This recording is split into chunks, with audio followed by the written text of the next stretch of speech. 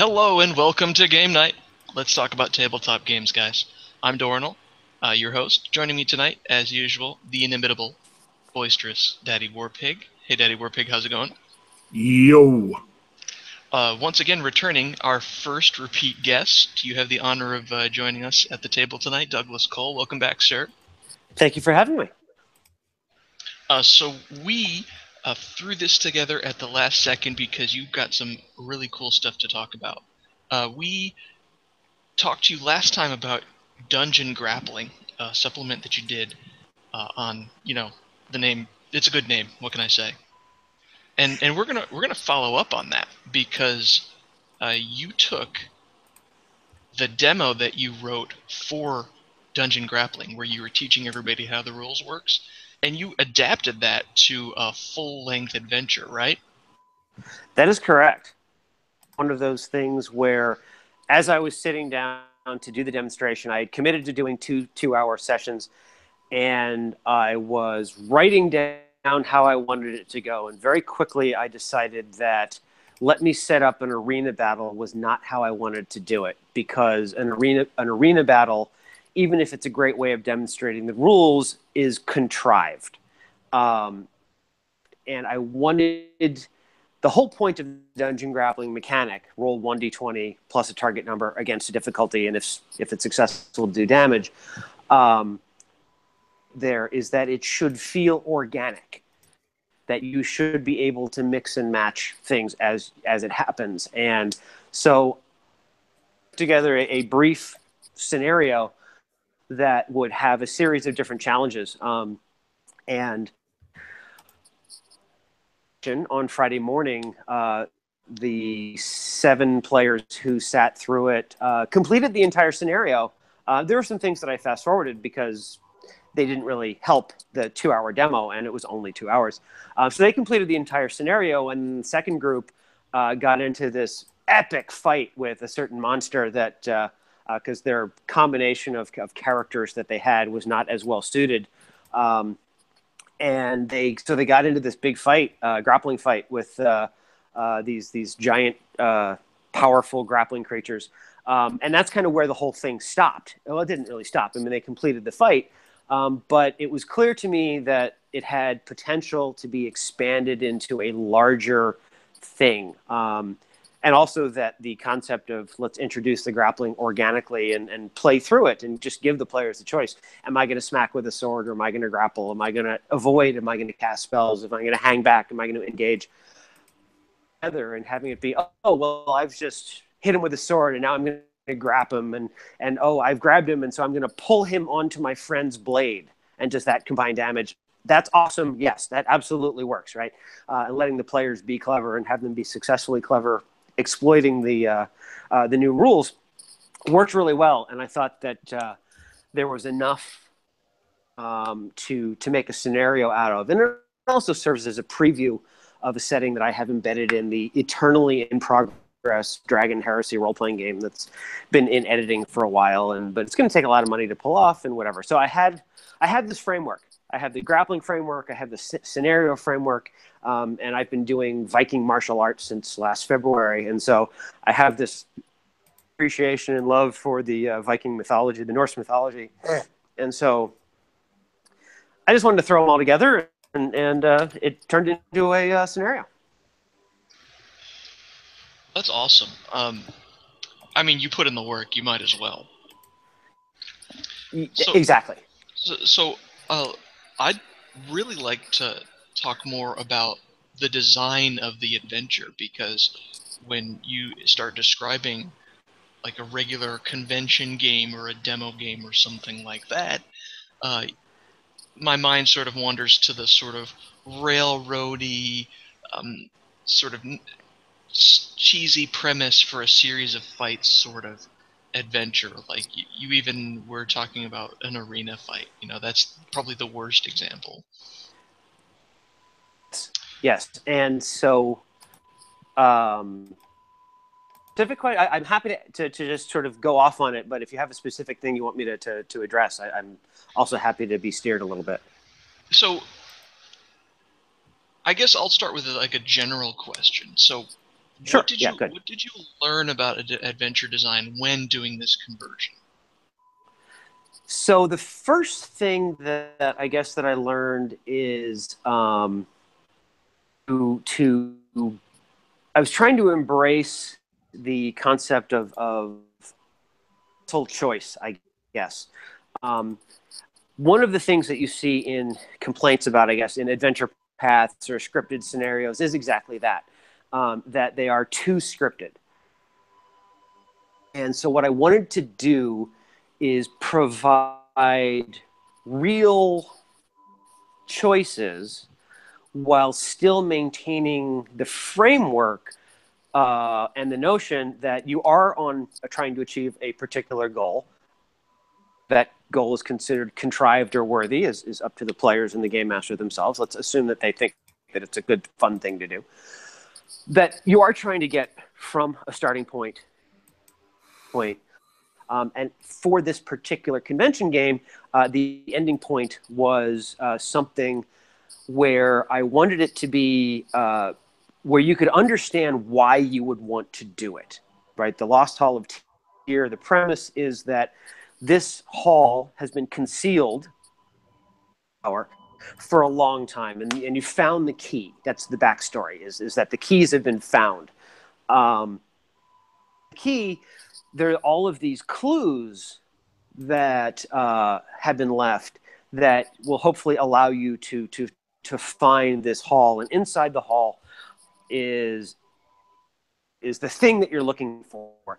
And the thing that you're looking for, I wanted it to be something where you could latch onto it and say, yes, I could see why finding that would be important. But what I didn't want is to have Frodo claim the ring for himself at the end. And you say, okay, and now we're going to have the Lord of the Rings sequel. Frodo's the Dark Lord. Because all of a sudden, the thing that the game master laid out there, this is what you're going to go get.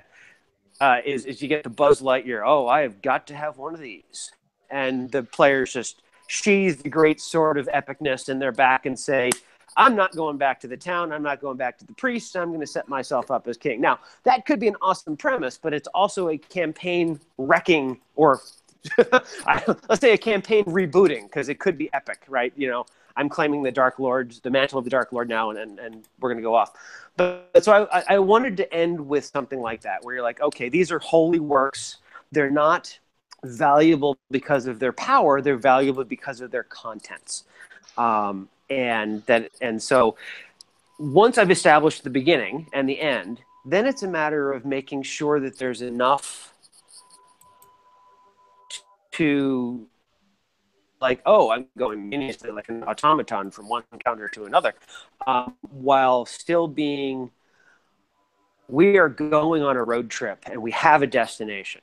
And yet, oh, we came up to this obstacle. Well, what if I want to go around the obstacle? Well, absolutely, you can go around the obstacle, right? Sure. Or, oh, we've have a shortcut, but there's a risk. Do we take the shortcut or not? Well, in the convention game, I kind of forced people to take the shortcut, because the whole point was to get you to a series of demonstration encounters. But when it came to the and I won't say forced. Let me back up. You were not forced to take the shortcut in the convention game. What I realized, though, is I had made the clues so obvious, and somewhat purposefully, I guess, but the clues were so obvious and relatively compelling that people would just gravitate towards the shortcut. That resulted in me changing up the flow of the adventure when it came to writing it for publication rather than for demonstration, so that there really was a legitimate choice, and that finding the shortcut would not bypass all the cool stuff in the adventure. So it was a way both to have the game master be able to say, my players are looking bored, or they're never going to sit through the equivalent of a month's worth of wilderness travel. So I'll make the shortcut more obvious, or the game master, the players may be like, oh, no, no, no, no, no. Oh, no, I am absolutely not stepping into that holy circle of stones. That's a way to get teleported into whatever horrible thing that my game master can contrive. Hitch up my backpack. I'm walking this. It's sort of the difference between, does Gandalf summon the eagles and just fly to Mordor, or are we going to hike for months and weeks across Moria and Middle Earth for a while? Yeah, Some players want column A and some players want column B.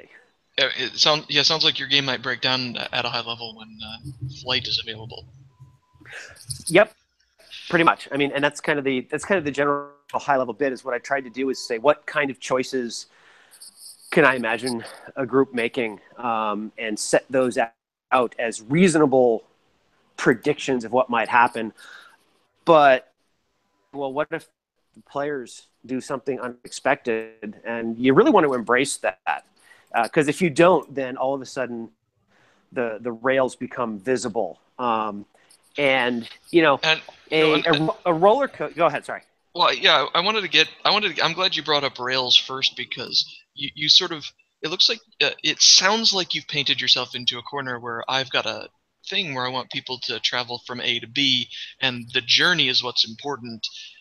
But at the same time, the adventure has like specific encounters and specific beats that you want to hit that are typical in an adventure. Like in a published adventure, you've got, okay, and then there's this monster here and this monster there, and it's sort of assumed that the players go to those places and encounter those monsters. So how have you tied together the the beats and the locations with the idea that it's actually the party's free to explore wherever they want? So that's a great question. And what I wound up doing is, so in the first case, if you want to sort of consider a flowchart diagram, in the first case, basically you had a journey that went from A to B to C to D to E, and let's say that the destination was T for Tyr. But the shortcut, you go from like A to B, and then you found the shortcut, and so B would short circuit almost all the way to T. And so what I wound up doing, and then bypass a lot of the fun stuff, the beats that you want to try and hit. So it was all I wound up doing is, instead of having the shortcut end up at T directly at the tower, I just backed it off a couple of steps. And so what basically it did is the shortcut through the field of, it moves you to the primary game board in a way. It'd be like, if you're playing the old game Dark Tower, where you have, you move around and you have to move through the different quadrants and eventually get to the tower. Basically what I'm saying is, okay, you're starting in the living room, but Dark Tower game is in the family room. And if you want to, you can role play your way through a pseudo hex crawl with lots of random encounters for as much time as the players have fun. And that gets you to the field of play where the primary guy that was revealed not the bad guy, the antagonist, the opposing forces, the friction in the system, those forces are arrayed around the tower because they sort of kind of know where it used to be, but because of the power of the god's glamour, they can't get there. So there's a defense in depth, so to speak, with different places you can go. And if you approach from one direction, you're going to have a certain set of encounters. If you approach from another, you're going to have a different set. But as long as you don't try and short circuit all that, you're pretty good. But the overland journey versus the shortcut really is how you get from the town to the primary field of play, so to speak. So that's kind of how I tried to bypass that. Fair enough. That sort of makes me wonder, what do you do about players getting lost? Is that a possibility in this game? Let's say they don't pick up any clues, or they're simply really bad at staying a more or less northern direction. It's a real danger, I think. And I guess what I'd say there is, either the game master will have to intervene with some divine guidance or something. That's why just throw a paladin in there and he can have a vision or a dream. Or, sometimes you get lost. And that would be probably pretty frustrating for both the players and the game master. But So I didn't put anything in there for a real handhold. in a lot of a lot of game systems that do hex crawls do have sort of a system for, you travel this one direction this way, and if you fail your navigation check or whatever, you end up veering off into a different direction, something like that. But you don't have like full hex crawl rules built into this scenario, and this is written for fifth edition D&D, which doesn't really have good hex crawl rules either. That is correct, and part of that is going to be based on the assumption that it was a demonstration scenario and people were going to move through it. I suppose one thing that one could do is let's say that the players missed the clues to the shortcut. Well, if they've really missed the clues to the shortcut, then they never really found the shortcut. So one could stumble across a new shortcut location. Stumble across, meaning the GM just drops it there in front of them and says, "Oh, look, a pathway that leads off to a sign that says shortcut here." It's fiat. It's definitely the heavy hand of the GM moving the plot along. But Which is probably okay in a convention game setting where you're doing a one shot. And there I was even more blatant than this game calls for. But you could drop that in there. But yeah, it's possible that the players could get lost or wander off. Yeah. The adventure that you wrote is it geared more towards dropping it into an existing campaign, or is it geared more towards doing another demo session or a convention session? I think I wanted it to be accessible, so it is designed to be able to be dropped into a campaign. I didn't. It's interesting if you read through it, you're like, well, my setting doesn't fit this, but it could. Right. I mean, it's I've written it with enough hooks, and the analogy that I like to use is a pegboard, and the pegboard is all the different bits of fiction or backstory that I've dropped in there, and those are replaceable. Right. The Tyr is the god of war, justice, and law. So if you have an analog towards that, you file off the Tyr and you put in the whoever it is, right? The war pig, the god of vengeance and law or whatever. Sure, why not? So you file that off, and going off into some unnamed place in the cold mountains. Well, anywhere will do for that. And I have the Fae, the fairies being like the evil, cruel, wicked fairies of legend, not the Disney fairies of tra-la-la. And so I've got the Fae being the primary antagonist here, and that's relatively, you could substitute out your antagonist of choice. The overall structure, though, here you have a journey, here you have a physical challenge, here you have a bit of a puzzle, here you have a physical or emotional sacrifice, because Tyr is the god of sacrifice, so all requires strength and sacrifice. Elements are portable. And so with a bit of work with the file, you could drop it into pretty much any campaign. But I didn't want to leave it all as an exercise to the reader.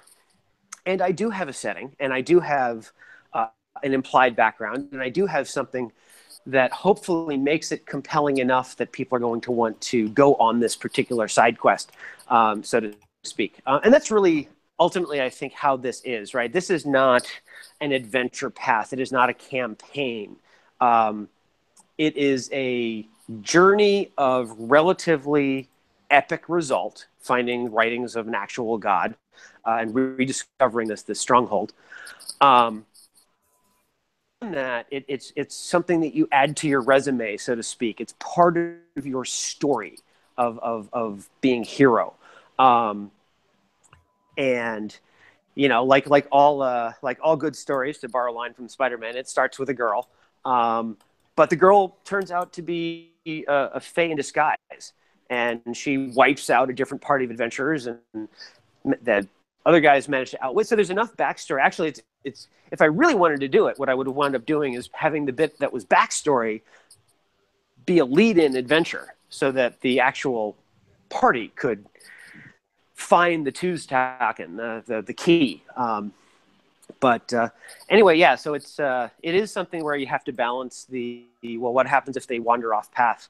But the way that I've sort of done it in the game is to say, look, there's enough hints and legends and stories about this place that the priesthood of Tyr knows more or less where it is. The problem is that the power of the god is so strong that unless you have kind of the secret decoder ring, you simply can't find it. You could walk all over up and down the tower and never find the entrance unless you have the key.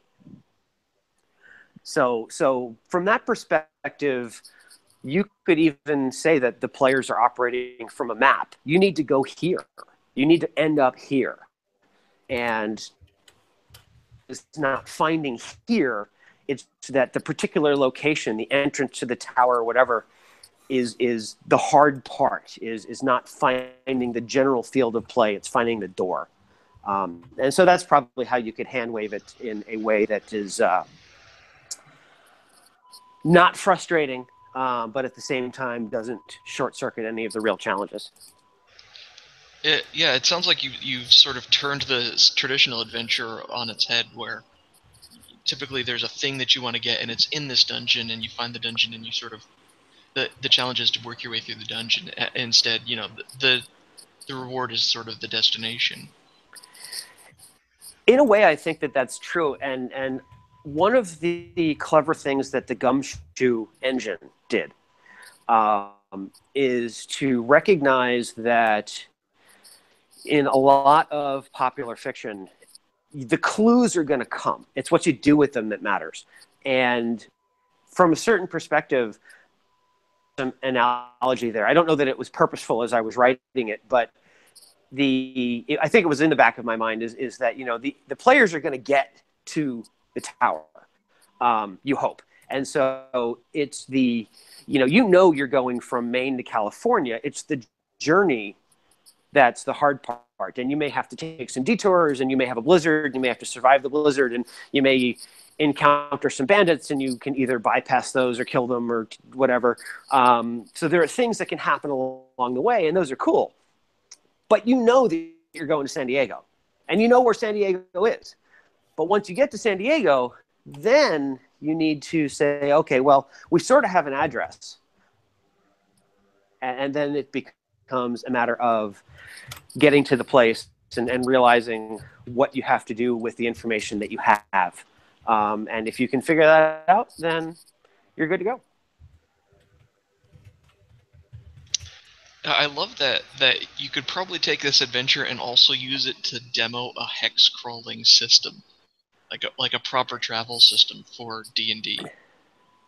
Yes, and the wilderness travel subchapter, right? I have a 2-page dungeon grappling quick start that gives the basics of that, but I also have some bits on wilderness travel, and I took out all of the stuff having to do with summer, and just kept it to freezing to death and blizzards and stuff. But I had written a reasonably section from my game on moving through wilderness, because it's just the environment is a threat, and with the presence of magic, it's somewhat less of a threat, but not entirely. And the sense of I am moving through an area that just doesn't care whether or not I exist, right? It's the forest doesn't care whether or not you live or die. The weather doesn't care whether or not you live or die. It's something that you have to prepare for, and to deal with it. And it provides a level of a different kind of challenge. And if that's the kind of thing that you like, if you want to try the hex crawl, then there's a limited version of that in the scenario. It would be fairly easy to expand it into a system with multiple interlacing. But those charts would have to be filled out specific to one setting, right? If here over here is the lizard folk, and over here is the fae and goblins, and up here is really dominated by an ancient black dragon that chews at the roots of Yggdrasil. Um, those that ecosystem, so to speak, is going to flavor the encounters. Want to know how to put those influences into play, and that's the kind of thing that I would have to write. It sounds like a great supplement, actually. Um, it might be something that can be a follow-on product. I'm always looking for my next one, so. Well, I think you've painted yourself into a corner. I don't think you have a choice on that one. You know what? Speaking of magic, considering the spells that are available at relatively low levels in D&D, 3.5 and beyond, I'm not sure you could make a compelling hex crawl or travel system uh, that's satisfying past level 5. You may be right on that. The big ones, if you look at the stuff that you have to do, the big danger the big impediment to long distance travel is food, water, shelter. Right, it's your classic survival stuff. I mean, I think I can't remember if there's a create water.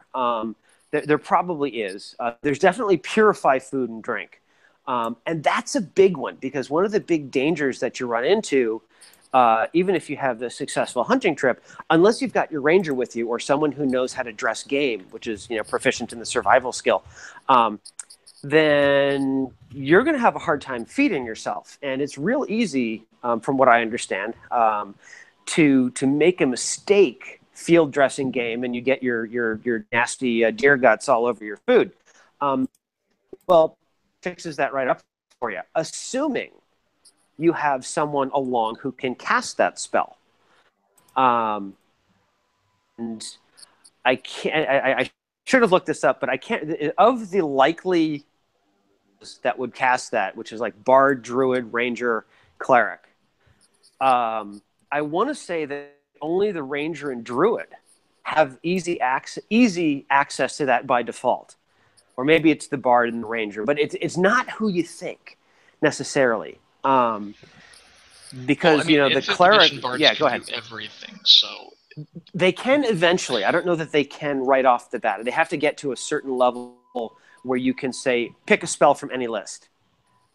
But the place where I've set the adventure was really around 4th level characters, a level or so after they've picked their archetype. But I studiously avoided level 5 and higher on this one because of the availability of some of the really more game. I mean, really, what I didn't want to do is have somebody solving every problem with Fireball. And so I wanted it to be a little bit more choosy than that. And 5th, 6th, 7th level is where you really start to get. 7th level in particular is when a lot of the cool defining stuff comes around. So I wanted to avoid that. And the game that I played at Gen Con was set. All the characters were 4th level. Spot for this one is before you really get some of the epic.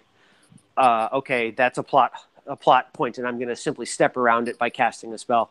But I don't necessarily mind a group of characters or players, really.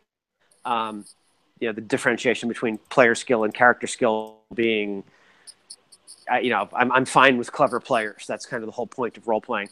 But if the players are like, yes, I have the right character for this, I've prepared the right spells.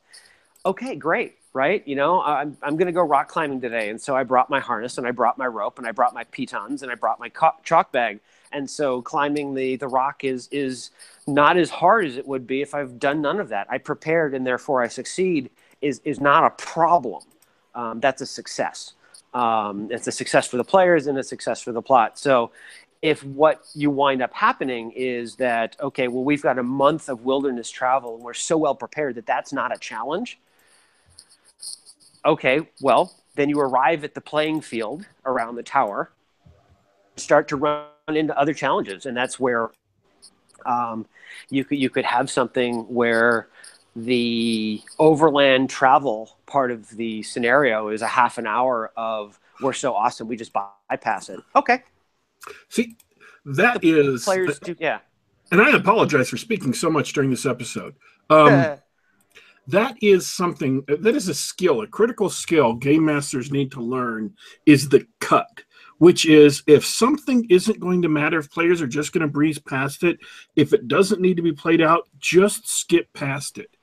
Just say, okay, you guys make it through and you take, 1d6 points of damage from various effects or whatever, or not even that. Just skip it. If it's boring, skip it. If it doesn't matter, you don't have to play through it. Like, correct. If the players don't make any meaningful decisions, that's when to skip it. Right, and that was something that actually happened in two ways during the Gen Con game. So I had a system, Brian Renninger over at Castalia House, writing at Castalia House, had taken my dungeon grappling book and said, I think that I can use this system to represent certain feats of strength. Climbing, dangling from ropes, swimming, whatever. And he had written up a sort of an OSR, an old D&D specific system for that in a series of articles. And I thought it was really clever.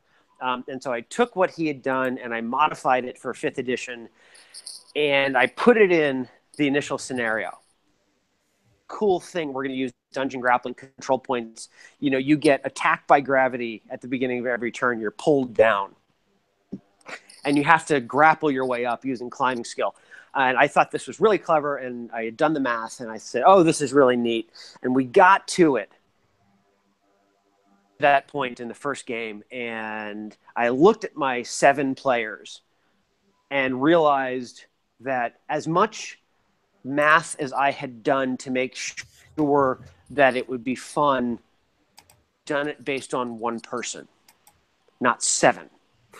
And I looked around at the table and I said, I'm about to ask these guys to make a total of 50 die rolls, where the only thing they're going to be doing, rolling the dice and saying, how far have I climbed?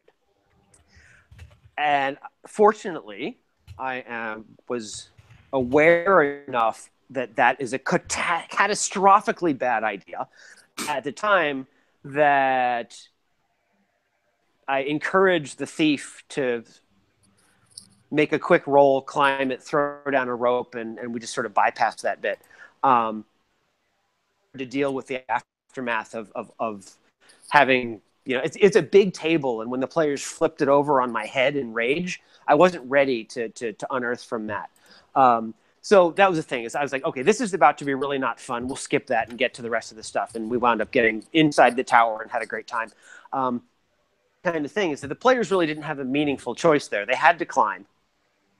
And the number of rolls involved was unplayable. And so that night I rewrote it better way, I think. And that's what made it into the adventure. And that way the players get to decide, well, how much risk am I going to take? We're going to climb, of this 200 feet, I'm going to climb 100 feet at once. Okay, that makes it a certain difficulty. So we're going to make a single die roll, and if you do well, then the group climbs 100 feet. If you don't, then you climb less. Or actually what it is you're really rolling not for how far do you go, but how much time does it take to go that distance.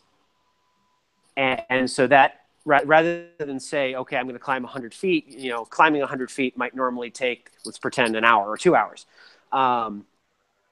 Well, if you do well, then maybe you climb it in an hour or an hour and 45 minutes. If you don't do well, it takes 4 hours because you get stuck. If you really screw it up, you got people falling off the wall. And that becomes the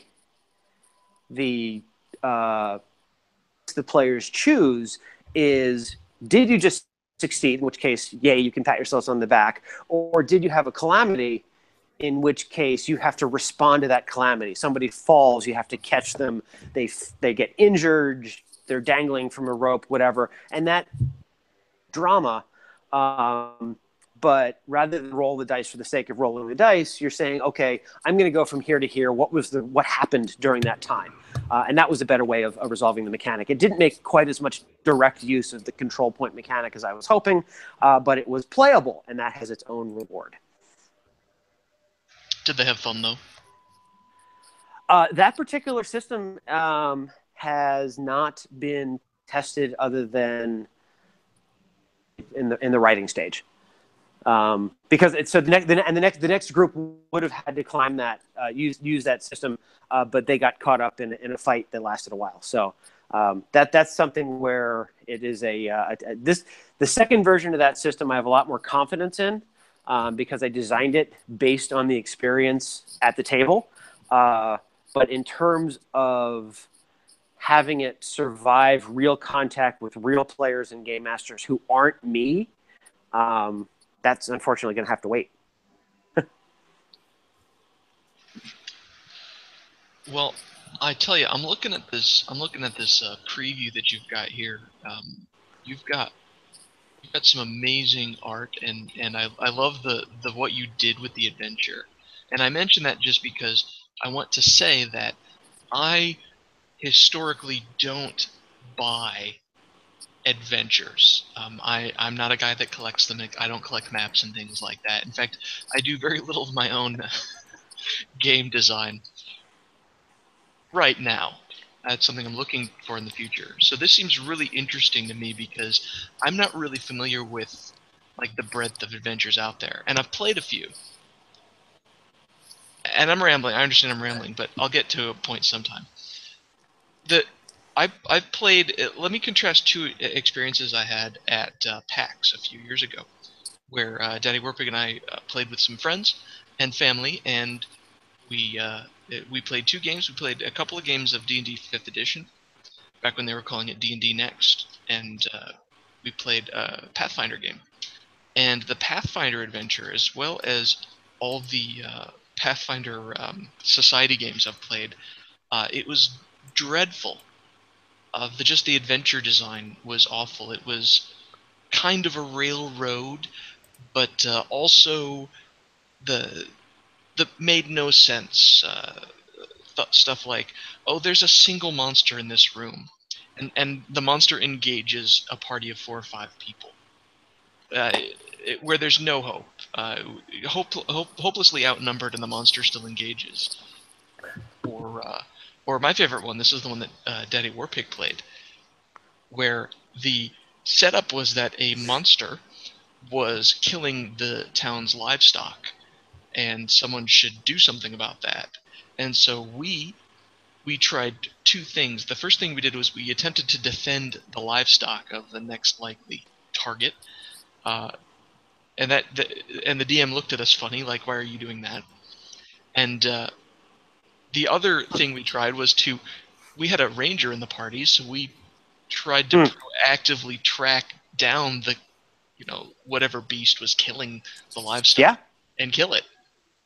That didn't go anywhere, because for some reason the people who wrote the adventure hadn't thought of that sort of thing. And so this poor DM, who's sitting in a convention on no sleep, can only stick to this script. So what was it we were supposed to do in that? I forget. We were supposed to hang out at the farmhouse, and it ended up being a werewolf and some guy who was controlling the werewolf and sicking him on the town. But he was supposed to attack the farmhouse. Like, we were supposed to defend the people, when the setup for the adventure was they've been terrorizing our farms and livestock. Well, yes. See, if they had started off by saying, "Oh yes, we've had several cabins broken into, and people have been murdered," we would have said, "Oh, okay, let's go to the cabins and defend the people, because that's who's going to be attacked next." But if the job is, "We want you to protect our livestock," well, we're going to go to the livestock. It was absolutely dreadful. So this is my official anti-endorsement. Paizo's adventures are garbage. I'm sure there's lots of great ones out there because they've printed 100 million of them. I haven't had any good experiences with them. So I guess, well, Daddy Warpig, let me put the question to you. I know that you do a lot of your own thing that you do, but what do you like out of published adventures? Do you buy them a lot? What do you get out of them? That's a hard question. I only bought published adventures really for one system, and that was a system I was a completionist about. Um, Hmm. and I played through all of the main published adventures, and they went really well every time I ran them. But I have no idea if that's because the adventures were great, or if that's just because I had really easygoing players, or if that's just because I was, doing a good job of filling in gaps and stuff, spackling over holes. I'm not sure why the adventures went well, but my players all seemed to enjoy them whenever I ran them. But I mostly didn't run published adventures. What about you, Doug? I mean, because I guess this is the first one you've written, but are you used to using them and playing with them and collecting them? Mostly, I'll say no. That being said, well, because for years and years, the system that I wrote for was GURPS, and that is a system that you tend to design your campaigns like a sculpture. You remove everything that isn't your campaign from the rules and from the setting, and then you just sort of say, okay, what do I have left, and then you go. The general conventional wisdom in GURPS is adventures don't sell. You sell the crunch, you sell the setting book, and then let the players turn loose the players and game masters turn loose their own stuff. So there hasn't been a lot to play through. Now, I did play through the Jade Regent Adventure Path, but we did it in GURPS, Dungeon Fantasy. And that was cool. Although there were a lot of times when we said, and we're going to go from this place to that place because that's what the nice people who wrote the adventure wanted us to do. And the rails were very obvious in terms of going place to place to place. You were willing to smile and nod and kind of go through. Then that was okay, right? A roller coaster, you know exactly what's going to go. You can see the twists and turns ahead of time, and it's still exhilarating and fun. Bowling is a game that is played entirely between two rails if you do it well. Same thing with golf, right? So I mean, there are situations in which playing between the boundaries can be a lot of fun.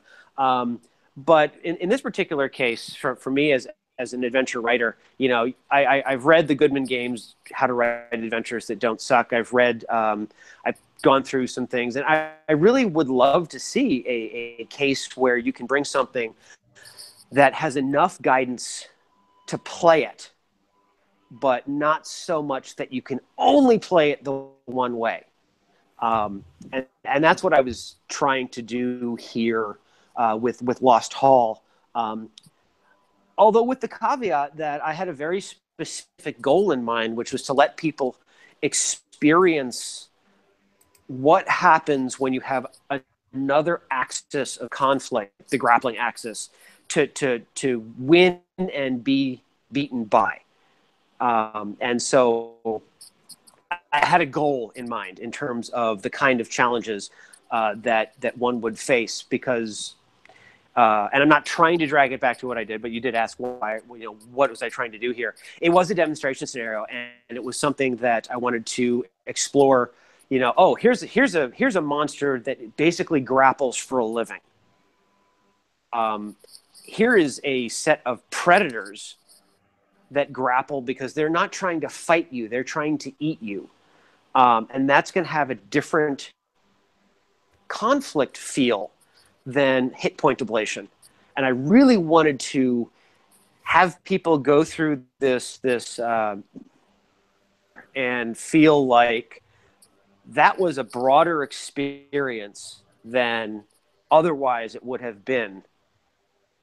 And we were on our toes more, because if I don't, if the mountain lion grapples me by the neck, I've got a couple turns before I suffocate to death. As opposed to, oh, don't worry, I have 12 hit points left. You may not be losing hit points at all, and you are still headed towards oblivion, and your friends had better help you. And then also, one of the things that's in there is a bit of a morale check for some of these creatures. If you smack a predator on the nose, by and large, they run away. They're not there to fight you. They're there to eat you. And I keep bringing back to that because there's a certain amount of, like you were talking about earlier, here's 4 or 5 characters approaching a monster who's just going to stand and fight in the middle of an open space, right? That's just not how. If you have a lone, powerful monster that's in its den and it's threatened in the den, it's going to put up a pretty nasty defense, but largely to escape, not to fight to the last drop of its blood. That's not its point, right? Unless there's a reason, unless there's some other reason binding him there. But point is on this one is I wanted to write something that addressed some of the complaints and was a way of exploring some options in this sort of thing to do that. Yeah, go ahead. Sorry. This is kind of a subject change because it's off the subject of the module you wrote. My question was, do you know what they mean by a string of pearls module? I do. Okay. What do you have you had a lot of experience either running that or playing that, and what do you think of that kind of module? So I would say that the Jade Regent Adventure Path, which is probably a 200 and some odd page book, right? I didn't see the actual book, but it's extensive. It's an adventure that starts at low level and you wind up being high level at the end. That one felt like String of Pearls to me, right? It's here's a set of encounters or challenges, and you go through them, and then you go to the next set of encounters, and then go. And there's really you don't have multiple strands of pearls. And there's no way to jump from one string to the other in the way that I played it. I'll say that maybe it was all interlaced and there was a big network of ways to go back and forth, but I didn't see it in that. And fun, but it is somewhat limiting, and unless you have a game master who's really prepared to improvise and just make stuff up, at which point you're taking the book and throwing it off to the side, it becomes like... Actually, what it really becomes is it becomes a World of Warcraft expedition where you're off the set of quests. Because that happened to me once. I was playing World of Warcraft. There was a time that I was just playing around with it, and I was doing my thing, and somehow I got somewhere else, and all of a sudden I was just wandering around this computer-generated landscape, and either I would find an encounter that would crush me because it was level inappropriate, or I was just wandering aimlessly through the countryside. And that's what it can feel like when you've gotten off the string of pearls. So as long as you're on the main adventure chain and either the illusion of choice or the set of choices that you have are compelling enough that you're down that pathway, if that can work, then great. If not, it can get pretty dire pretty fast. See, this is a sample adventure that I heard of, and maybe the person who was describing it used the wrong terms. Let's say you're having kind of a Cthulhu-esque campaign world, and you're investigating a murder, and there are 4 locations that you can investigate. One's the library at the university, one's the house of the person who got murdered, the murder scene, one's the police that they have that they have all the evidence at, or the morgue, and then one is a bank vault. So each of those 4 locations have, in the way it was described to me, 3 significant clues that lead to at least 2 of the other locations. So if you go to the house, there are 3 clues you could possibly find that point to either all 3 of the other ones, or one of the other ones, or 2 of the other ones, whatever, the person who designed it. And then each of the other ones has the same option. And then once you've garnered enough clues from all of them, or if you have players who are smart, it'll point you in the direction of where the cult is meeting, and you can confront them if you choose. Yep. I don't have any experience writing adventures using that setup, and I don't know that I have much experience playing through adventures who use that setup, but just in like an abstract form, just in theory, it seems like that should work really well. I agree. That is, I don't know that to me, that doesn't sound like string of pearls. That sounds like you have a mesh. You have a starting point, you have an interconnected mesh of clues, and then you have a destination where pretty much that's where you're going to go. That seems to me like a classic investigation game, right? Where you've sort of taken the advice that might come in a game like Trail of Cthulhu or Gumshoe or the Gumshoe system, Night's Black Agents or whatever. The basic premise is you're going to get the information. It's what you do with it that matters. And to have meaningful choices about what you do with that information, you can go blow up the cultists, you can call the police, you can do whatever. That seems like a good structure. The other structure that I really want to play with is what I might call, instead of a string of dominoes, where you have certain things that are cyclical or going to happen or whatever, and they're moving in a dynamic way. You've got a merchant caravan that shows up every month.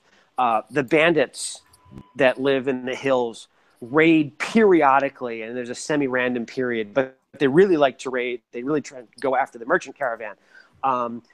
Grazing or something where the men and women of the village have to shift their paradigm in order to accommodate the fact that they're grazing their animals, or harvest, where the entire village drops what they're doing and starts hacking through wheat or planting or whatever.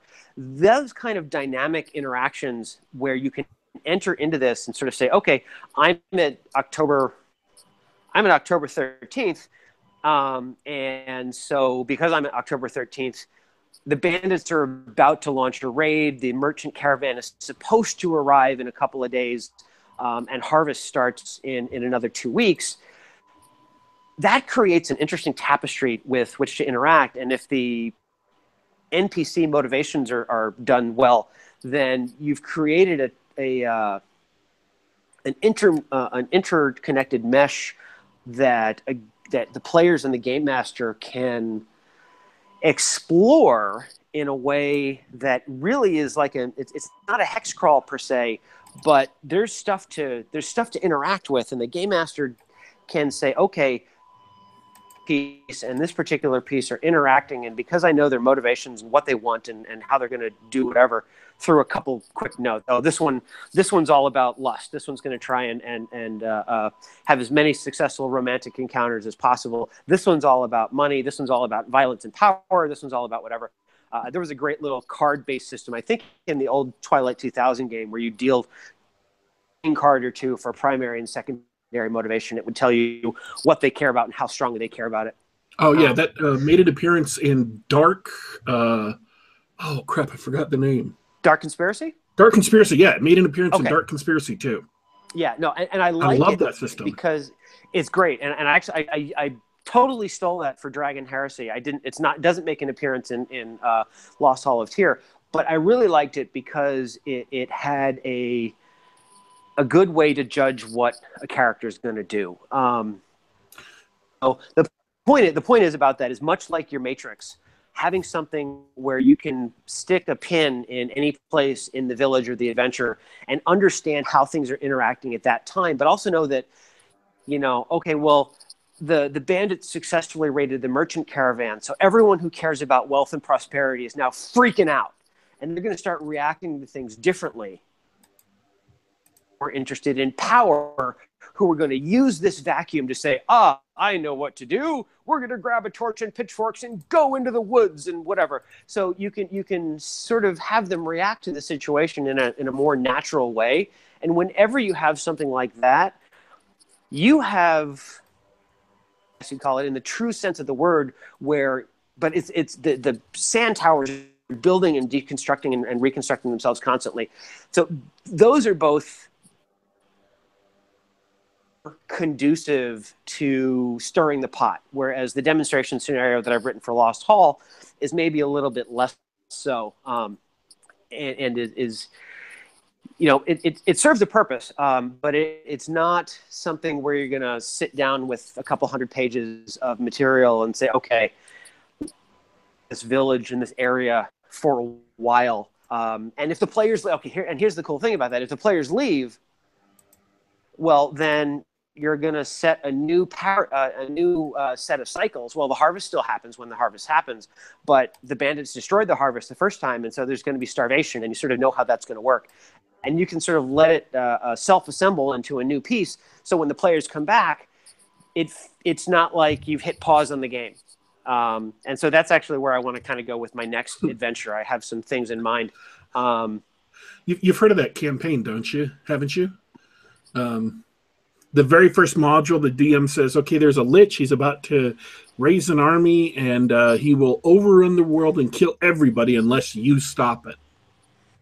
And then one of the players gets a bug up their rear about gay marriage, literally, actually gay marriage.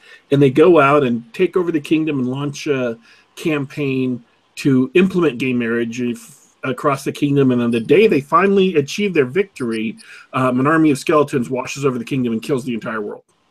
And the players like, why? Why did you do that? Why did that happen? He said, look, I told you, and we started this. The Lich has his plans, and if you don't stop him, he's going to wipe out the world. Too many video games where the plot point doesn't trigger until you walk up and hit the button, right? Yeah. Right.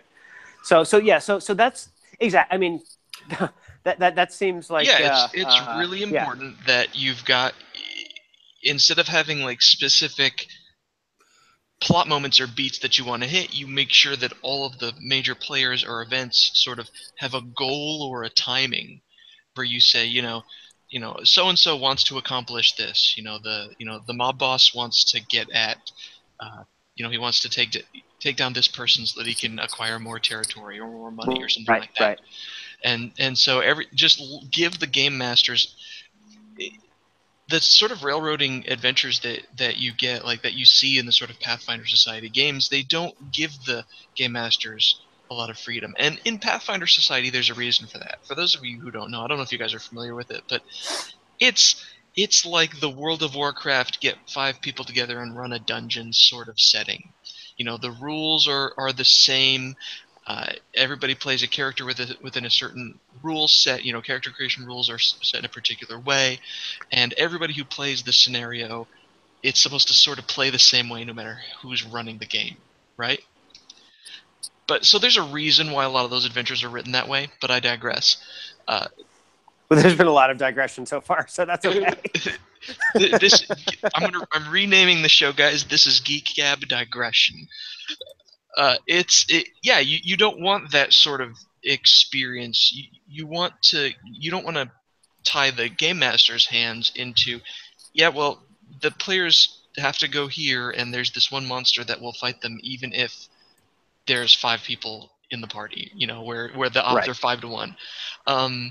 You don't want that. You want the game master to have all the tools they need. You need to make sure that they have all the tools and systems they need to execute the adventure and let the players interact with it. And right. That's hard. That's hard to accomplish, in my opinion. It is, and one of the things that I want to talk about, sort of 2 things. One is one of the things that I want to do in trying this dynamic domino style is to see if I can come up with a structure where it makes going through a game like that not a jaw-clenching exercise in page turning, where you've got enough information that you can naturally assimilate, where it feels natural and organic that certain things are going to be happening.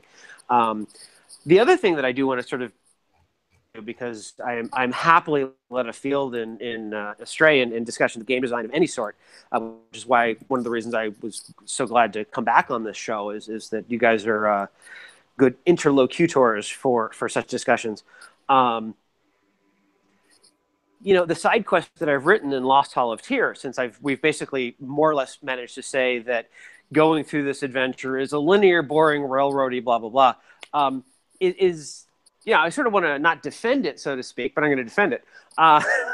Is that what we've tried to do is say, okay, a quest with a fixed goal.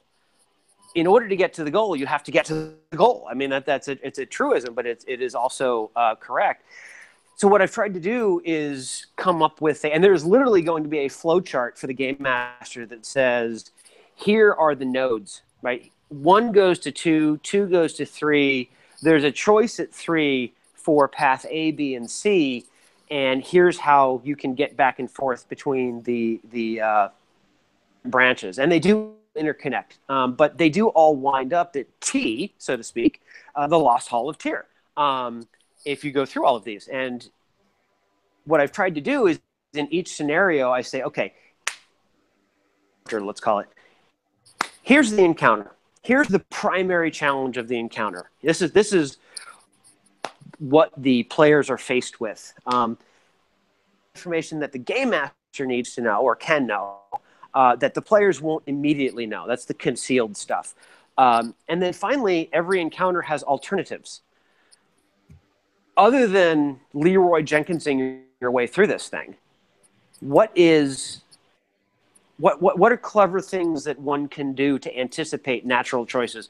Like, let's say you have to, for example, cross a chasm.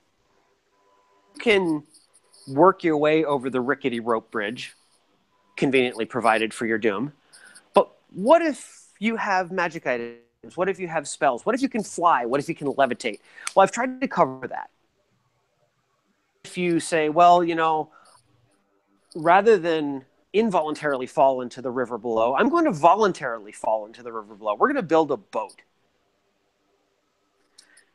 Good, right? That's absolutely something that you can do, and here's some guidance for that.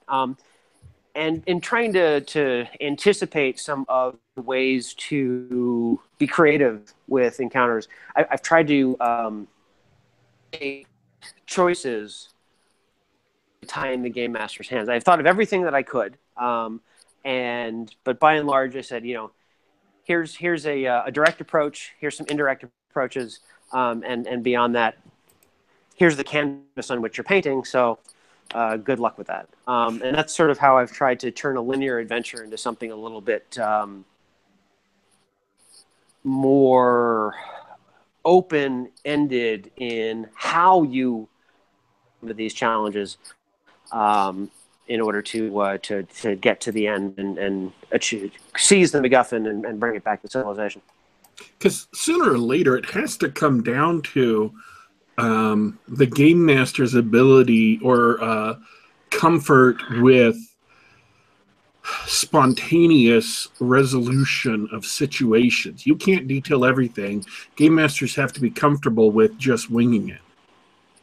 That's no matter true. how structured that is very the true. Is.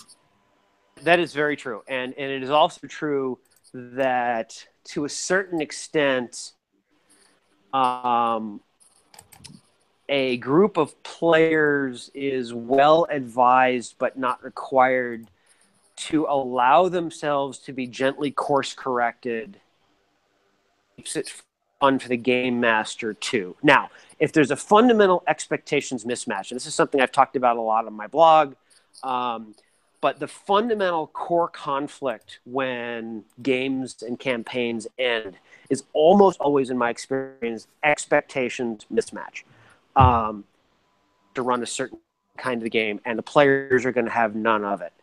The players want to play a certain kind of game. Is like, that's not what we agreed to. We were going to play against the Lich King, and all of a sudden you guys are off on a social crusade. That's where the campaign is going to have problems. And to a certain extent, both groups, Master is the one who mostly does all the work and prep and world design and stuff. And if that's a lot of pre-work, then that can be very frustrating. I think Jeff Rowe Johnson likes to basically set up the bowling pins and just let them fall where they may, and he's mostly adjudicating situations on the fly that the players get themselves into, at least the way that he describes, I think, his games. And that's perfectly cool. Some work, especially if you've done work at what you thought was the player's request, and you get into a situation where all of a sudden you've got some craziness going on. It's really where you run into expectations mismatch, where the is refusing to either refusing or unwilling, and that could be for very good reasons, to meet in the middle a little bit, right? Oh, I want to do a military science fiction campaign. Like I want to play Star Wars but gritty. Okay, well, all right. Now I'm going to pick up my blaster rifle and run down the corridor. Well, you're going to get cut down in a hail of machine gun fire. So maybe you don't want to do that. No, I want to do that because it's cinematically awesome. But you've asked for not that, right? We've brought in the optional rules. We've brought in the skills. If you charge down an open corridor into automatic blaster fire, you will die. So if you insist on doing that, the campaign's going to last another 5 minutes. And actually, that was one of the little tweaks that I thought would have made the Wonder Woman movie trench scene a little bit better. There was just a tiny little bit of blocking change where that scene could have worked. But by and large, run into an expectations mismatch where all of a sudden one or two of the players are like, I'm going to solo down into the stormtroopers, and the stormtroopers are like, oh, look, easy meat, blam. Sorry, movie's over. That's where you get into some trouble, I think, is that kind of piece. So you really want to allow the game master to steer things, but the players are also going to have to, the game master has to be allowed to steer things, but on the other hand, the game master has to be acknowledging and sensitive to, or aware of rather than sensitive to, the game that the players kind of want to play.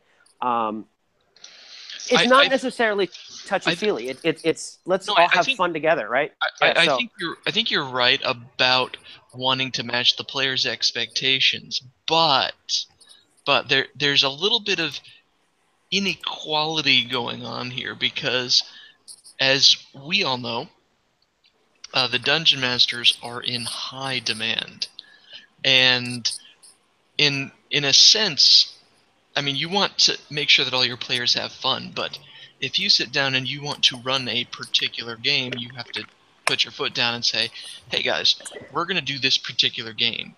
And if some aspects of it aren't fun, we're all here to have fun. We'll try to have fun. But don't expect the type of game to change completely. I think that's correct. And the way that I've usually seen that handled, and one of the writers who does a lot for GURPS is big on this. I'm not always a fan of his particular choices in play style, but the way that he does his prep is he says, okay, here's 7 games that I'm willing to run.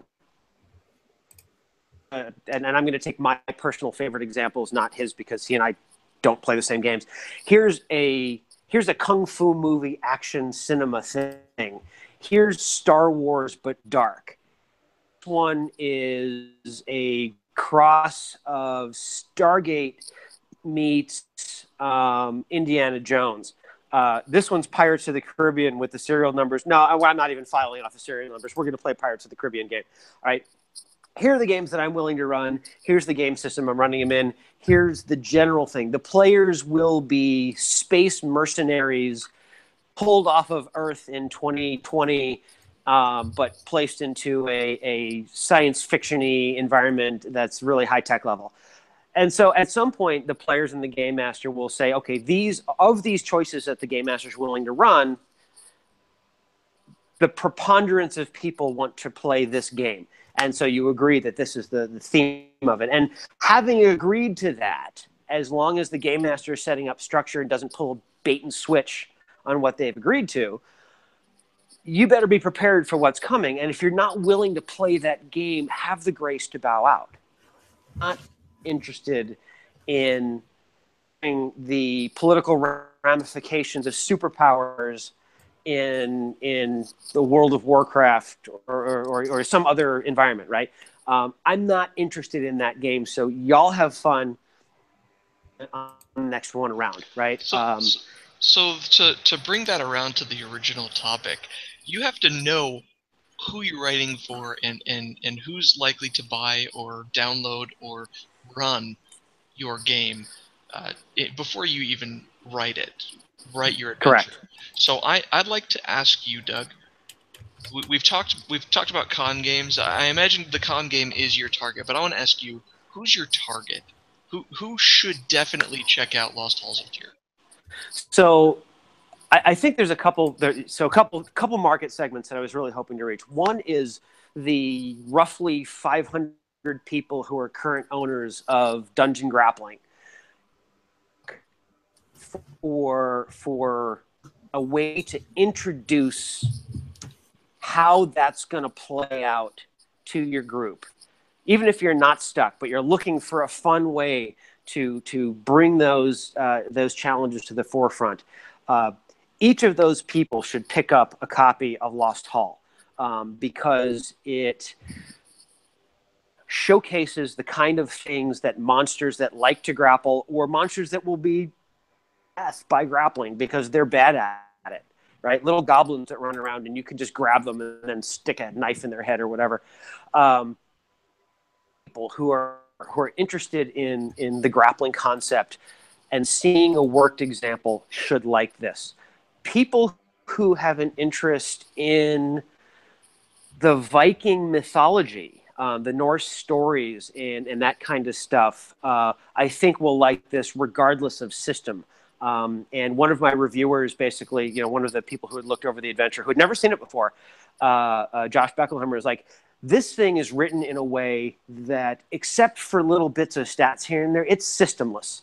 You could take this adventure and put it in any system you wanted to, and the way that the dungeon grappling control point mechanic is written, most role-playing game systems, not all, there are a couple notable exceptions, most role-playing game systems could accommodate that.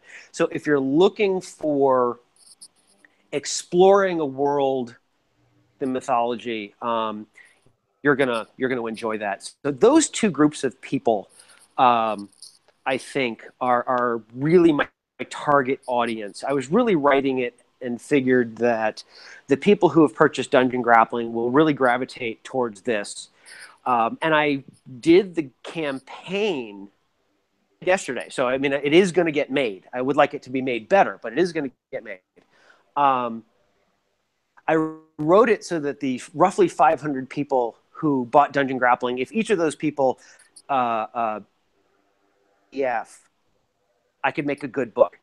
If those 500 people, some of them wanted print, and I figured it would be about 2 PDF to 1 print. It's actually coming out to 1 to 1, which is, I think, a testament to Todd Crapper's visual design. It's a gorgeous book. We started with the layout pattern from Dungeon Grappling, and then I said, make it look like this, but here's the themes that I want you to do. And Todd's done a great job, I think, in bringing that to life. But, so I was kind of, if people were more interested in that, you're really looking at something where if 500 people each did, $15 on the average, that's $7,500. That gets me art everywhere where I was going to have a map as art instead of just a map as a map. It becomes a really interesting book. And if a couple more people threw in, now we're into swords and wizardry conversions and some other things. So I was really kind of hoping that that the target audience was really people who wanted to explore some of those concepts in Dungeon Grappling, as well as just sort of fans of stories that are, there's a lot of Vikings type fans out there, and I'm not just talking in Minnesota.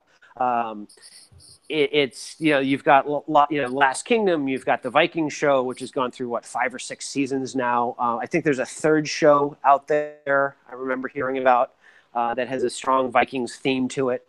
So there's a lot of that, and the more that I have looked into the history and culture and mythology of the Norse people from 700 to 1000 AD, it's fascinating stuff. So anyway, that's kind of where I was kind of hoping to go with the target audience. There is primarily, encouraging people who are interested in the grappling book to see a worked example. But also there's some add-on stuff, people who like people who might want to bring multifaceted encounter resolution to it. I think the wilderness travel rules that I put in there are, as you say, they're a step towards hex crawling that is a needed step for 5th edition. And that's kind of where I'm going with that. One other thing that I wanted to point out, and I'm wrapping up, seeing as we've digressed multiple times here.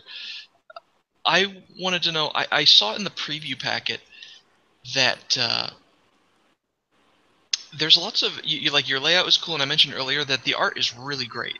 That, like, once again, you've got a lot of good art coming in. Is there anywhere that people can see that stuff right now? The yes and no. I've posted some previews. The video, actually, the Kickstarter video has two of the completed pieces in it. My blog has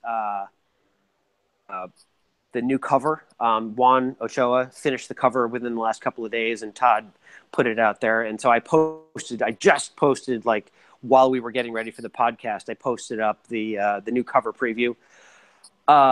Sometime in the next 2 weeks, I've got two more pieces coming in. One by a gentleman named Roland Warzeka, who is the proprietor of a website called Dimicator. He is maybe one of the finest sword and buckler fighters on the planet right now.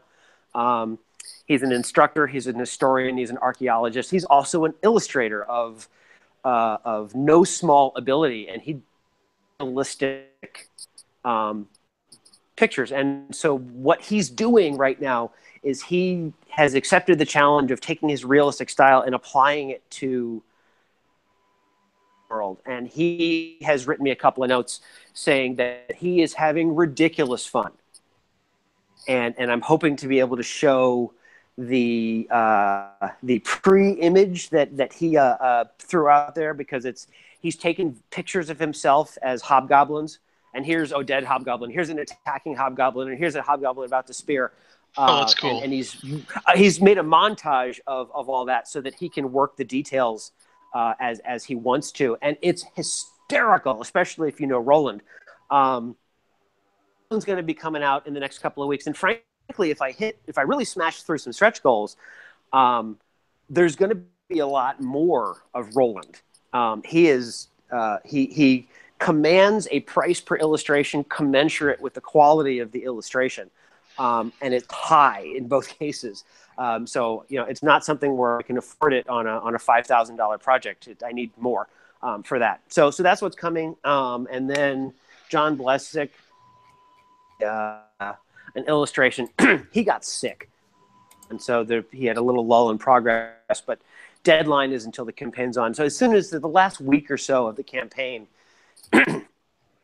we'll start to see more of that. I do want to highlight, though, that the high-level tiers of the campaign allow you to work with me to create a character that would be suitable for the adventure and the setting, and have it illustrated by one of my artists. Most of the money goes to the artist. It's a regular commission through me to help raise money for the campaign. And the money goes to them, and you'll get to work with that artist to visualize your character. And if we get enough interest like that, I will absolutely publish those as a book of pre-gens.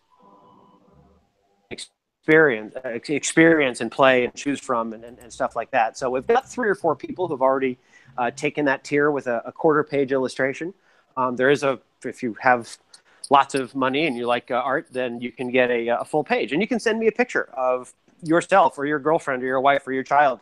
I want, girl as a Viking barbarian shield maiden. Okay, we can do that. And as long as it's relatively family friendly, because everything that I do is something that I will show to my 8-year-old.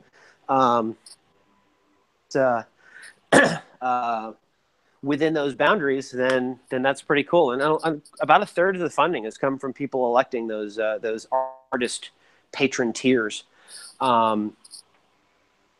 Doing role-playing game art is I can't decide if it's more or less dire than role-playing design. I think it's probably equally dire. It's a hard way to make a living. And so any chance that people have to patronize these artists, I encourage. And it's one of the reasons why I like to design and do these books, and to find people who are on the low end of the famous scale. And there's a lot of great artists out there who do wonderful work for a very reasonable price, who haven't broken into Wizard of the Coast and Magic the Gathering level $1,500, $2,000, $3,000 per full page yet. Who I like working with them, and thus far they've liked working with me. They like the way that I pay, which is instantly and fairly.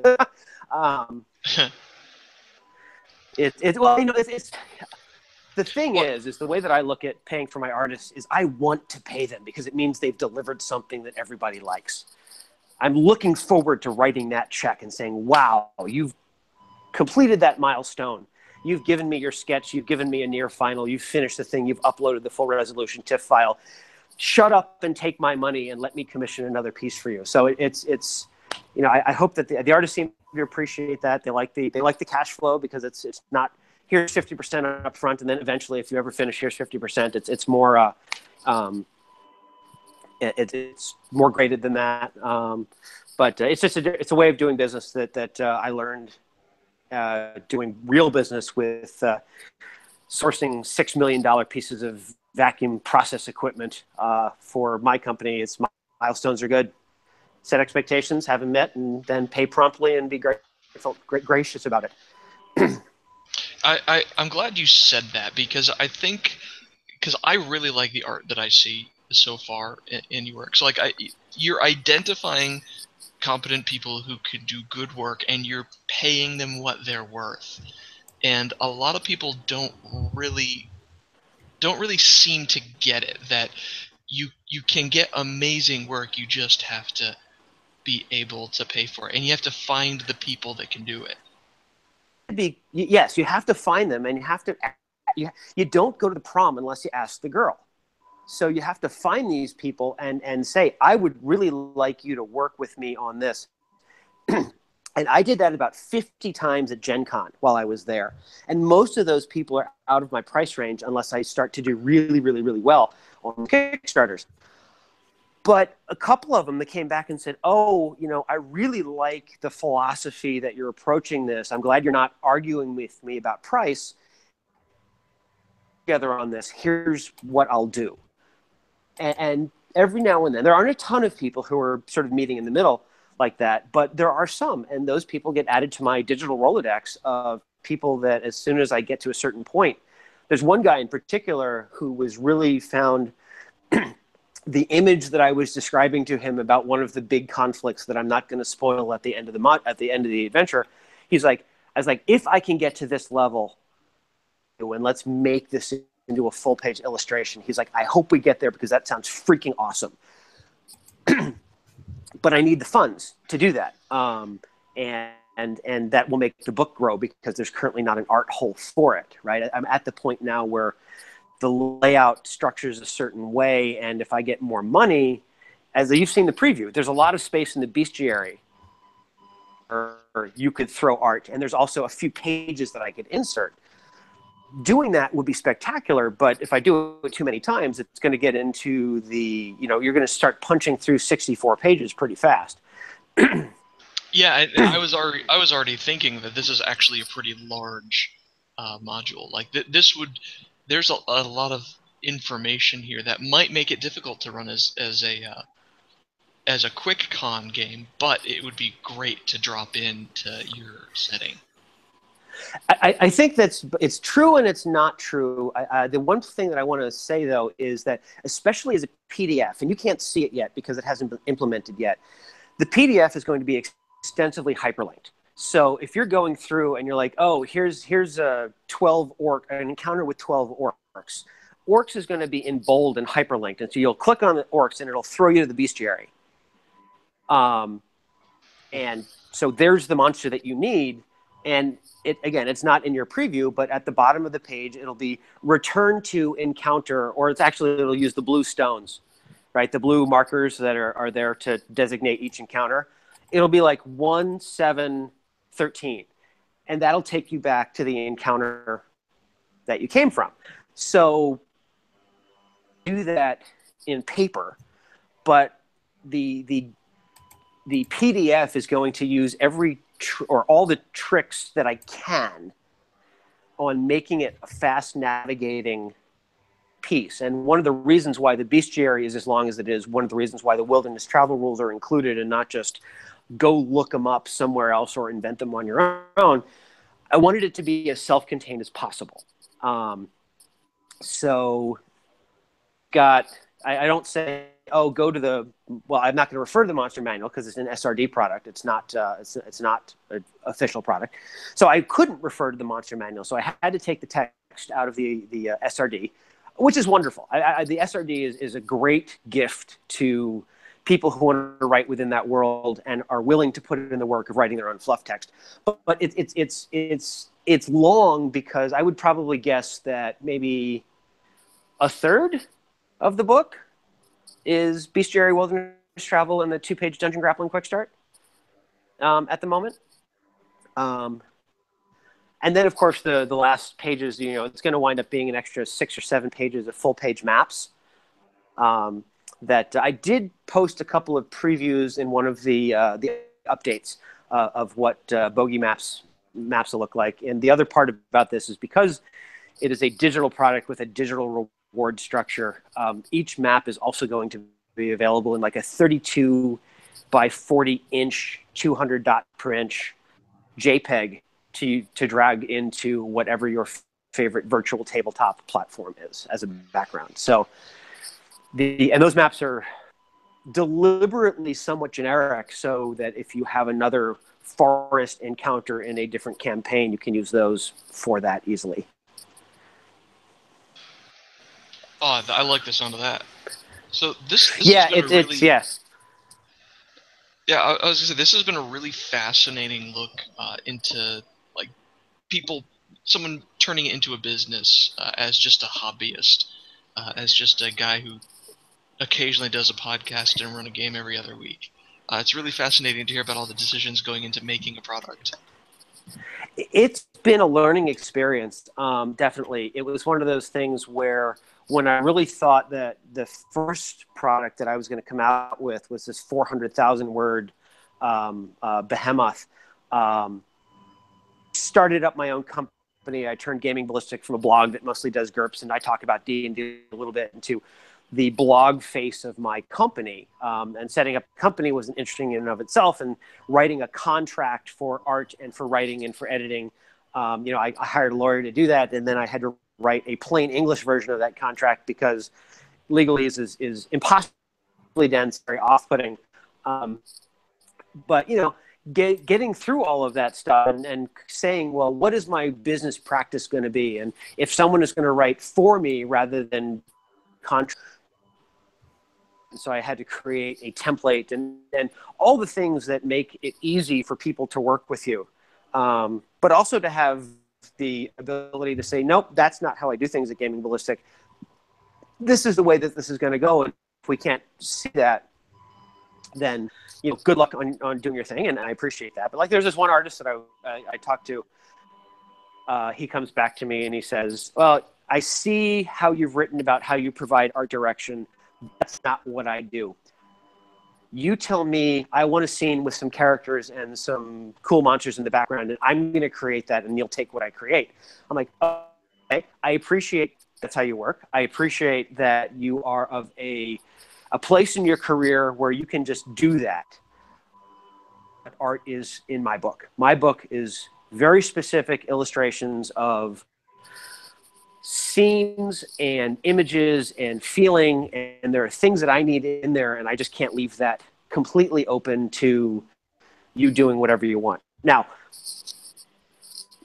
what may want happening is I say, this is the kind of thing I want to illustrate, and an artist comes back to me and says, I don't think that's dramatic enough. I think we need to do something different with perspective or characters or whatever. And I'll say, and this is why I hire artists to do that. And frankly, that's how the cover evolved. I had a very sort of, here's what I want to see, and here's this and this and this. And then a couple of my artists said, will serve as a good image, but I think by changing where the camera is and doing something a little differently, we can make things more dramatic. And I said, yes, let's do that, please. That's a great idea. Because if you're going to hire people with creative genius, you might as well make use of it. And so, but that's the kind of thing is, right? There are certain things that I want to show. As long as it's shown, I'm good. That was very specific in the grappling book. Every image needed to be grappling of one form or another. And in this particular case, I wanted to highlight certain things on the cover. I'm very particular about weapons and armor and the look of the fighters. I don't care if you have a female shield maiden or a male barbarian, the weapons can't look like they came out of a video game. The armor has to be practical, and they all need to have shoulders and thews. You need mighty thews if you're going to be a mighty swordsman. But they need to look like they've been handling weapons, and their stances need to look like they're badasses. Want to see a cover and say, oh, look, this person is holding a sword as if they're going to be, you know, happy little flowers, happy trees. God, what's his last name? Bob Ross. Thank you, Bob Ross, right? You don't have someone hold weapons of death like they're Bob Ross doing happy trees, right? Warriors train in a certain way. Even when the fighting style is supposedly more like dancing, like the fencing master from Game of Thrones, when it comes down to it, the pointy end goes into the other man, and you want that feel. Talking about people who are serious fighters, and the people in my covers tend to be serious fighters, and so I want them to look like they're fighting. And so what I wind up doing is, if in a case like Roland, he is a serious fighter, he knows what it looks like.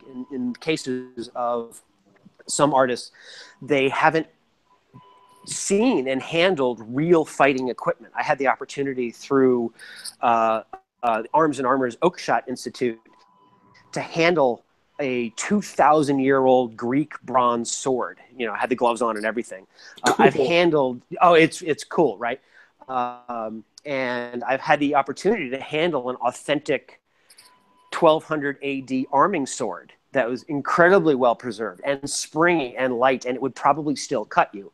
And a real Viking sword of roughly 850 or 900 AD prominent. And they're light. They're light. And especially the Viking, you're getting into an area of history that I love and I'm fascinated with because I have a PhD in material science. So I love the metallurgy of this. But weapons need to be used, and they need to be used to kill people. And if you're going to do that, you need to be fast. So most swords weigh about 1 kilogram or less, right? Plus or minus a little bit. They're light, they're fast, they're whippy. A battle axe, like the Viking style battle axe that we use in class, is maybe 450 grams of metal on a thin wooden shaft that's about 30 inches long. And I know I've just mixed units, and people are going to be, you know, it's about a pound of steel on top of maybe a quarter pound of handle. They're light. They are light, and they don't need much whip to embed themselves in a lethal way in a human being. People are fragile. And so when you have a reference image that captures the lightweight equipment used and stood properly, which is actually the cover image that I forwarded to you, has my instructor is the guy with the shield and the sword, and two of my female co-students are posing appropriately with real weapons and real shields that weigh appropriate amount for the equipment used. And so those stances are good as we think that we can reconstruct on how someone with that equipment would fight. And it's different looking, I think, than most pictures of Vikings clustered together in a shield wall. The equipment that we're using do it that way. There may be other things that you did, and the historical record on that is mixed. But when you're dealing with a situation like the field combat or the group combat that you see there, do things a little bit differently. And so I've tried to capture that in a way that is somewhat see it as much. There are some images that look more like mine, but the Juan did a great job of translating the real heft and stances and the way that things are grouped into a cover image. And so there is a certain amount of that that I went to the table, and I'm very specific about that kind of thing, right? Good-looking weapons, realistic stances, people who look like they've worked out in order to become good, and backgrounds and stuff that are evocative of whatever's on that page. So, well, sorry, I know this is, yeah. Oh yeah, that was fun. No, I think it can be a breath of fresh air for a lot of people, because I personally am a little tired of the oversized shoulder plates, the oversized weapons that look like plastic Halloween props. Even the Pathfinder art style's very anime influenced, and to a lesser extent D&D is, and it's great to have just someone going back and saying, hey, hold on, let's just have a regular sword, let's just have a regular axe, let's just have a regular spear, right? And just not try and ham up that aspect of it. And Right. and I mean, once again, the artists that you've hired are really knocking it out of the park, I think. Yeah, I agree. I mean, I'm as much a fan as their work as I am for paying for it. So yeah, I agree. Thing is that you don't have to go too far afield to find very impressive real world sets of armor and weapons that were used in real life. They've got axe holes, and well, probably not axe holes actually, but they've got damage to them, and they're scuffed up or dents from bullets. And if you were of the period or such a thing was a threat, so you don't have to go too far afield to find that. And the other thing that one quickly realizes in studying historical records is now it doesn't really translate to D&D where you just buy chainmail and it's armor class 6. A little bit better in GURPS where you can do it by pieces is that most combatants were not encased head to toe in effective protection. And there were lots of places to bypass that armor and do some pretty horrible things to people. And you see that in the skeletons and the remains of the day. So, I mean, it's hard to get there with D&D. It can be done. I've tried to do it in some of the Dragon Heresy alternate rules, but well, that's where you get diminishing returns at that point. I mean, exactly. Right. That's why most people don't like to deal with that because it's a little. I think the best that you can get is that a lot of OSR types make a really good case for the weapons versus armor type table, where different types of weapons are more effective against different types of armor, where it's sort of an easy way to model that sort of problem without getting too complicated. Yes, and that's what I wound up doing as I call it the appendix. Appendix X, Appendix, whatever. Woohoo, clever. But there's a section of alternate rules that adds some complexity in exchange for a little bit of extra storytelling ability or flavor. And a weapons versus armor tabler, is a good place to start. And the funny thing is 5th edition natively supports this because it has the slashing, crushing, or slashing, bludgeoning, and piercing, but they don't use it much. Every now and then you'll have somebody resistant to a certain weapon, but by and large they're resistant to everything. They're resistant to piercing and bludgeoning and slashing, whereas if one were to not do that quite as much, a skeleton is vulnerable to bludgeoning weapons, but resistant to piercing weapons because there's nothing to pierce. All of a sudden, your weapon choice matters quite a bit.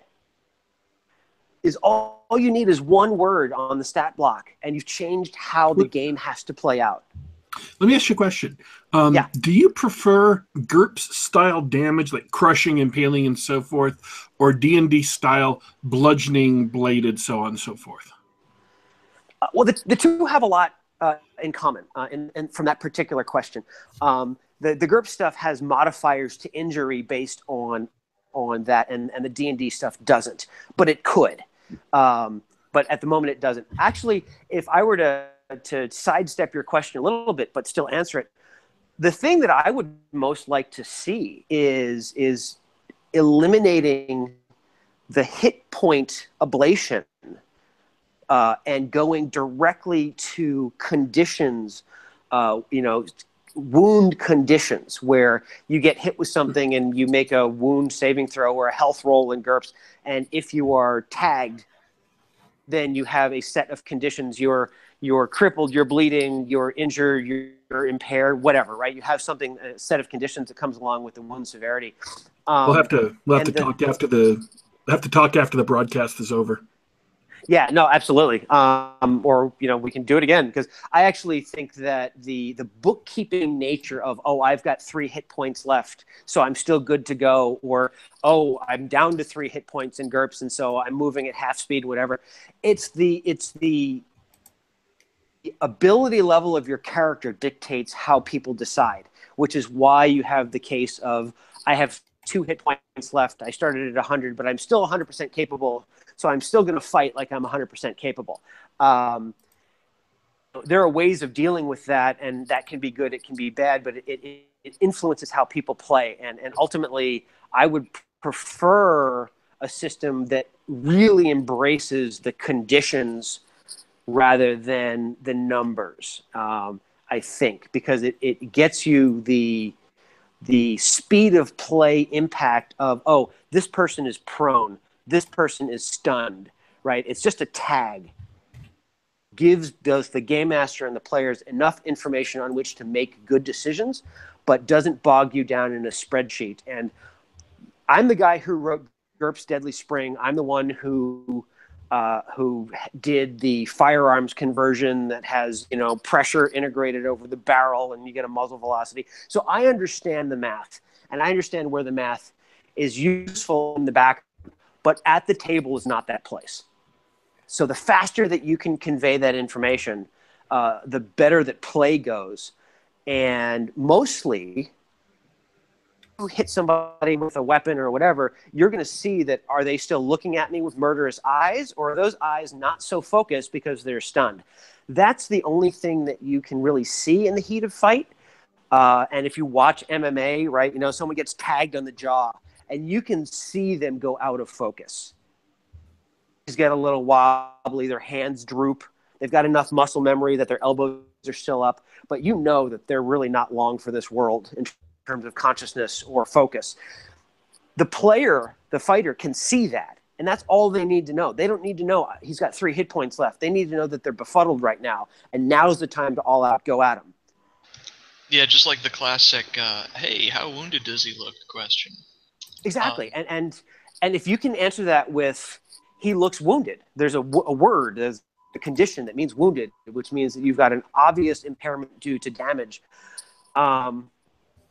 Wounded, winded, hobbled, confused, right? These are word choices that you can use, that if you attach game mechanics to them, it becomes both a speed of play and an appropriate level of information to talk about in the heat of combat. Because one of the things that you get into is imperfect information on the one hand because you're not actually in combat, and too perfect information on the other because frequently, and a character sheet, and you know exactly where you are, and you can assess over the course of many seconds what you're going to have to assess in a split second of decision in the world.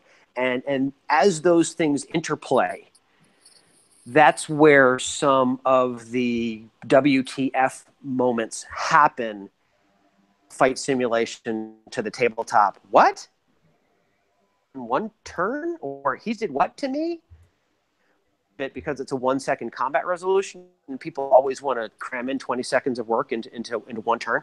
But there is a certain amount of situational awareness that you have when you're staring at a map table and you see everybody in front of you.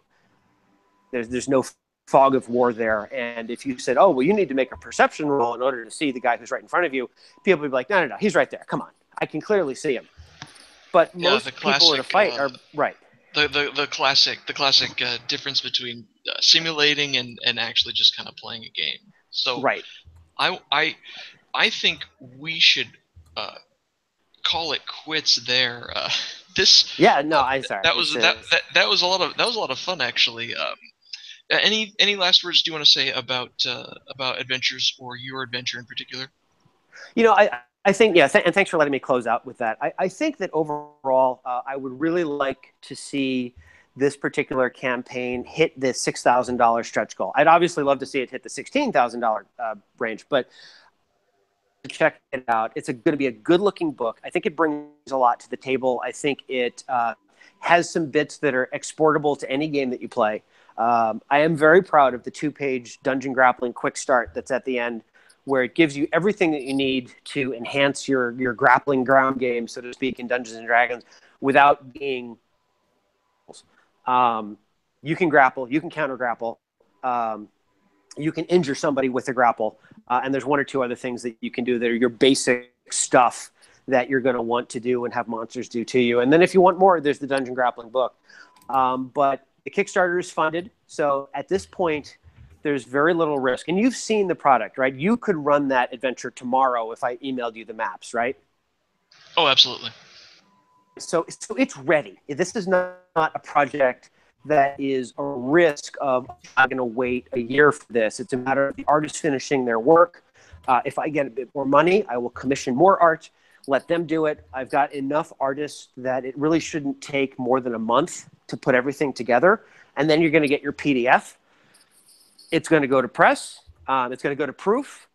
And as my backers, you'll have a preliminary copy. You'll email me, shouldn't this be spelled differently? Or what if this? And I'll make corrections based on that feedback. It's what I did with Dungeon Grappling. And then we'll integrate that into the final, once I see the proof copy, we'll integrate those changes into the final piece. And then we'll start distributing physical copy. I was 2 or 3 months early Dungeon Grappling, and the only reason why I wouldn't have that same schedule is if things become so awesome in the end of the Kickstarter that I can do more. And I'm waiting for art. But by and large, we're in a good place, right? We're in a good place. We funded a little bit more money, and I'll be able to going to a little bit more superior third-party producer. If I can get 350, 375 physical copies ordered, which now at like 120 people, which is like 60 physical copies, it's not in easy reach, right?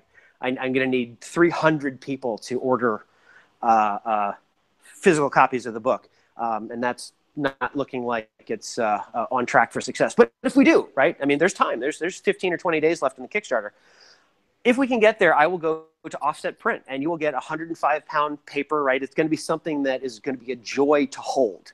It's going to be nice as it is, but it's going to be a joy to pick up and flip through if we can get to that particular goal. And that's strictly based on the number of people who order the book. Cool. It doesn't really matter with the month. Yeah, so I would encourage you to check it out. Watch the video, check out the art, look for some of the updates, and consider pledging. And if you have the money to spare and want to encourage some of these great artists, and hopefully what's eventually going to be a great company, Gaming Ballistic. I want to make a real run for this. But if you want to encourage that and you've got the money, throw in for some of the elite tiers and, see what that gets you. And so, but beyond that, I would really like people to check it out and try and run it. Tell me what I did right. Tell me what I did wrong. And I'll make it better next time. Well, and we'll have links to your stuff in the show notes on YouTube. Thanks so much for coming on, Doug.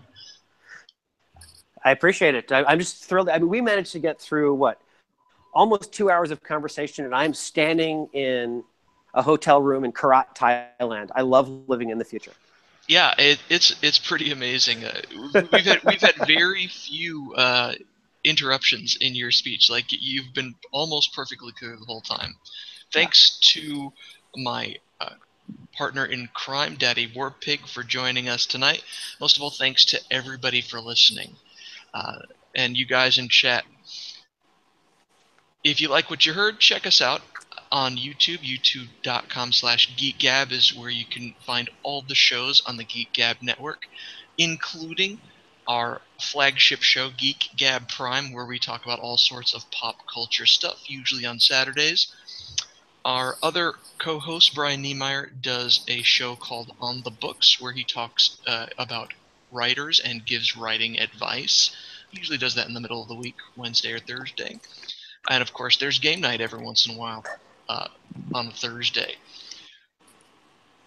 This has been Geek Gab Game Night. I'm signing off for now, but don't you worry, Daddy Warpig, we will be back.